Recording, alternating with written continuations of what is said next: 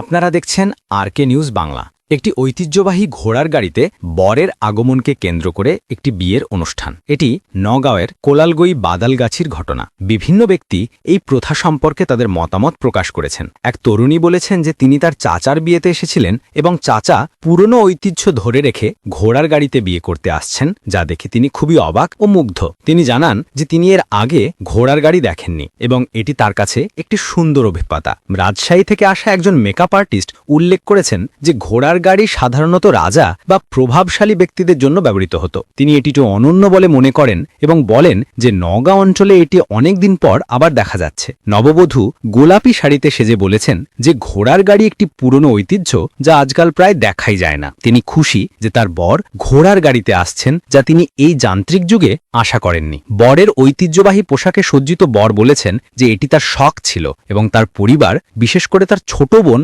তাকে এই বিষয়ে উৎসাহিত করেছেন। তিনি আরও জানান যে তার মামা প্রথমে নওগাঁ এবং তারপর বগুড়ায় ঘোড়ার গাড়ির সন্ধান করেছিলেন কিন্তু পাননি। শেষে ঢাকা থেকে ৪-৫ দিন আগে একটি গাড়ি আনা হয় এবং তার মামা সেটি নওগাঁয় নিয়ে আসেন। প্রতিবেশী জানিয়েছেন যে তাদের প্রতিবেশী মোহতা ভাই ঘোড়ার গাড়িতে বিয়ে করতে যাবেন বলে কয়েকদিন ধরে জল্পনা কল্পনা চলছিল। তিনি এটিকে একটি রাজকীয় ব্যাপার বলে মনে করেন এবং বলেছেন যে বর্তমান সময়ে এটি বিলুপ্ত প্রায়। একজন ব্যক্তি তার বোনের বিয়ের কথা স্মরণ করে বলেছেন যে তখন ৩২টি গরুর গাড়ি, ২টি হাতি এবং ২টি পালকি ছিল। তিনি ব্যাখ্যা করেন যে তখন এই ধরনের প্রতিযোগিতামূলক প্রথা প্রচলিত ছিল। তিনি উপসংহারে বলেন যে মানুষ শখ করে বা বিয়ের অনুষ্ঠানে আনন্দ করার জন্য এই ধরনের আয়োজন করে থাকে।